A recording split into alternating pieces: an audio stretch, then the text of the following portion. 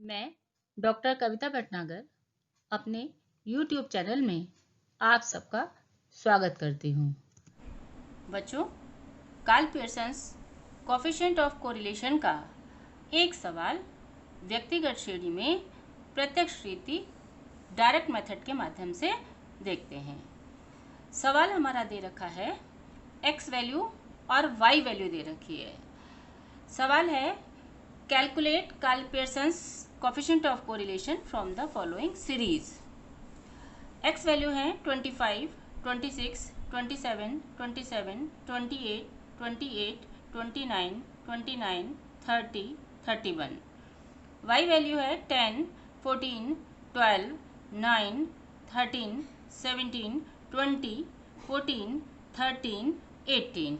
तो बच्चों, प्रत्यक्ष रीति से जब हम सवाल निकालेंगे तो जो इसमें डेविएशन लिए जाते हैं वो समांतर माध्य मीन से लिए जाते हैं। तो सबसे पहले हम क्या निकालेंगे? समांतर माध्य निकालेंगे। और समांतर माध्य को हम किससे डिनोट करते हैं? x बार से। तो जब हम प्रत्यक्ष रीति से Karl Pearson's coefficient of correlation निकाल रहे हैं तो समांतर माध्य भी हम प्रत्यक्ष रीति से ही निकालेंगे। तो उसके लिए सबसे पहले हम क्या निकाल लें? सिग्मा x निकाल लें। x वैल्यू का एडिशन क्या कहलाता है? Sigma x। Sigma x is equal to, इसका हम एडिशन कर लें।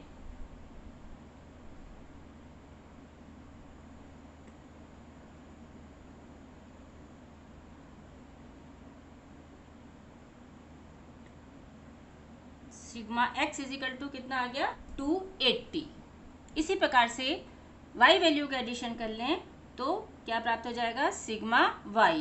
Sigma y is equal to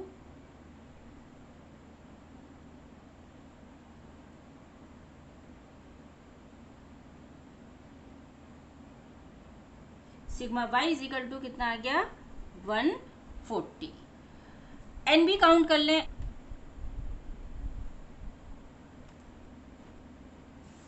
n is equal to है 10। अब सबसे पहले हम क्या निकाल लें? x बार निकाल लें, समांतर माध्य। x बार निकालने का फॉर्मूला है x bar is equal to sigma x upon n। Sigma x है हमारा 280 अपॉन n दे रखा है 10। तो x bar is equal to कितना आ गया आपका? 28। इसी प्रकार से y बार निकाल लें। y bar is equal to sigma y upon n। 140 upon 10 कितना आ गया? y बार 14। तो इस प्रकार से हमने x श्रेणी का समांतर माध्य x बार से डिनोट किया और y श्रेणी का समांतर माध्य y बार से हमने डिनोट किया। अब हम क्या निकालेंगे? dx। और dx हम कैसे निकालते हैं? x bar is equal to 28। तो dx इज इक्वल टू हमारा हो गया x माइनस x बार, अर्थात ये x वैल्यू है, x में से x बार को हम माइनस करेंगे। तो 25 माइनस 28 माइनस के 3, 26 माइनस 28 माइनस के 2, 27 माइनस 28 माइनस का 1 माइनस का 1, 28 माइनस 28 0, 28 माइनस 28 0, 29 माइनस 28 कितना आ गया आपके? प्लस के 1, प्लस के 1, प्लस के 2 और प्लस के 3। तो ये हमें क्या प्राप्त हो गया? dx। इसी प्रकार से हम y श्रेणी क्या dy ज्ञात कर लें। y bar is equal to 14। तो dy इज इक्वल टू हमारा क्या हो गया? y माइनस y बार, अर्थात y वैल्यू ये है और y बार हमारा ये दे रखा है। 10 माइनस 14 माइनस के 4, 0 माइनस के 2 माइनस के 5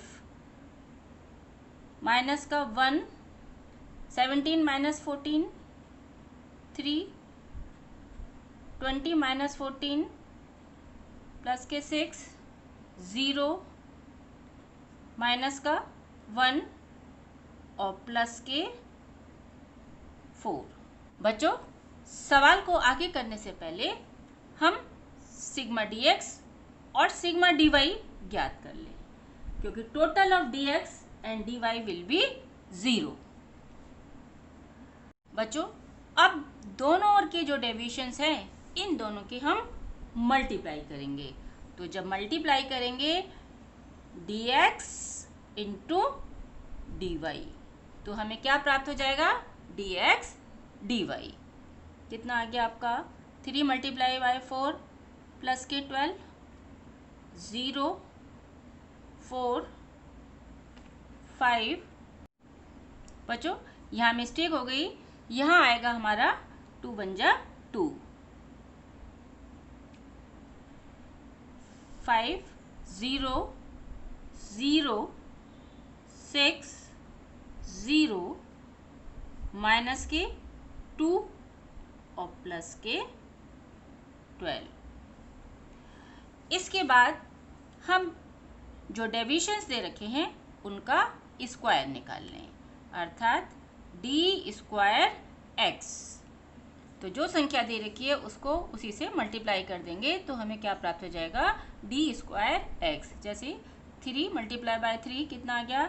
9, 2 2 जा 4, 1 1 0 0 1 1 4 9। इसी प्रकार से y श्रेणी के डेविएशंस का स्क्वायर कर लें। 16, 0, 4, 25, 1, 3 3 जा 9, 36, 0, 1 एंड 16। इसके बाद बच्चों हम dx dy और d स्क्वायर एक्स और d स्क्वायर वाई का एडिशन ज्ञात कर लें। तो sigma dx dy, sigma dx dy is equal to, इसका हम एडिशन कर लें।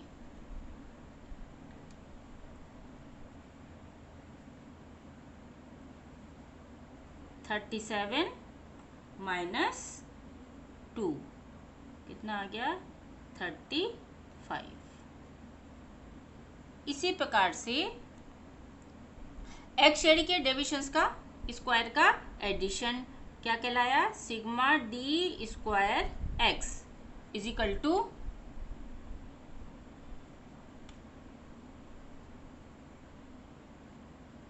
30,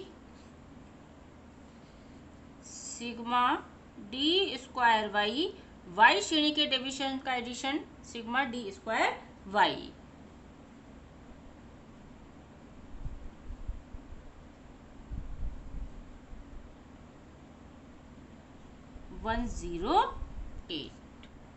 बच्चों, कोरिलेशन निकालने से पहले हमें प्रमाप विचलन स्टैंडर्ड डेविएशन की भी गणना करनी होगी, और स्टैंडर्ड डेविएशन हम डायरेक्ट मेथड प्रत्यक्ष रीति के माध्यम से निकालेंगे। तो यहाँ हम निकालते हैं प्रमाप विचलन। प्रमाप विचलन का फॉर्मूला है SDX is equal to sigma D square X upon n under root. तो प्रमाप विचलन का फॉर्मूला है SDX is equal to under root sigma D square X upon n। तो ये तो हमारा x श्रेणी के प्रमाप विचलन का सिंबल है, संकेतांक है। सिग्मा डी स्क्वायर एक्स है x श्रेणी के माध्य से लिए गए विचलनों के वर्गों का जोड़। Sum of square of deviation of x series from mean. n कुल पदों की संख्या, टोटल नंबर ऑफ आइटम्स। अब कैलकुलेशन को फॉर्मूले रूप में रखते हैं। सिग्मा डी स्क्वायर एक्स हमारा कितना दे रखा है? 30। n कितना दे रखा है 10 अंडर रूट, कितना आ गया अंडर रूट 3, और 3 का हमारा अंडर रूट निकल के आएगा 1.73। तो S D X is equal to 1.73। बच्चों अंडर रूट निकालना आपको आता होगा। यदि आपको अंडर रूट निकालना नहीं आता तो कमेंट बॉक्स में जाकर आप लिखें, मैं अंडर रूट निकालना भी सिखा दूंगी। अब हम वाई श्रेणी का प्रमाण विचलन निकाल लें।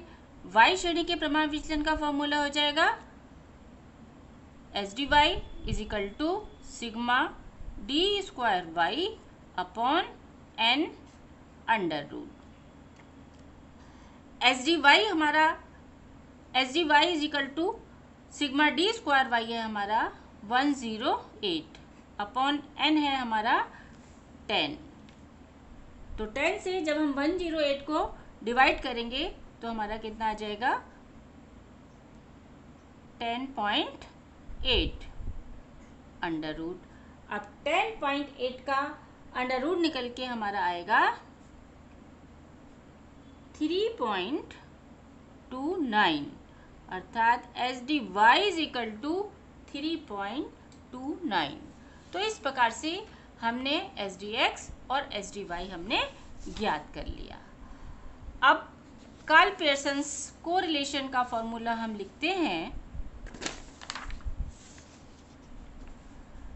R is equal to sigma D X D Y upon N S D X S D. तो sigma D X D Y हमारा क्या है, दोनों ओर के श्रेणियों के विचलनों की गुणाओं का जोड़, sum of deviation of multiplication of both series. अब sigma D X D Y यह है एक्स और वाई श्रेणी के डेविएशंस का एडिशन। तो यहाँ हम लिख लें 35 अपॉन एन हमारा था 10, एस डी एक्स हमारा निकल के आया 1.73 और एस डी वाई हमारा निकल के आया 3.29।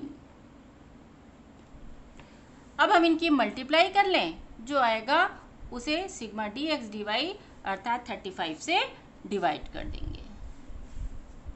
तो 35 अपॉन इनका हमारा मल्टीप्लिकेशन आया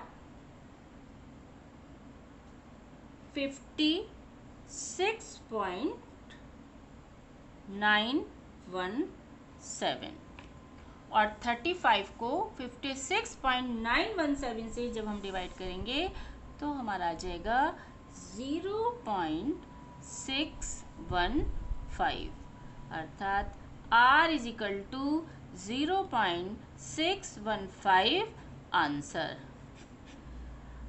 मॉडरेट डिग्री पॉजिटिव कोरिलेशन है।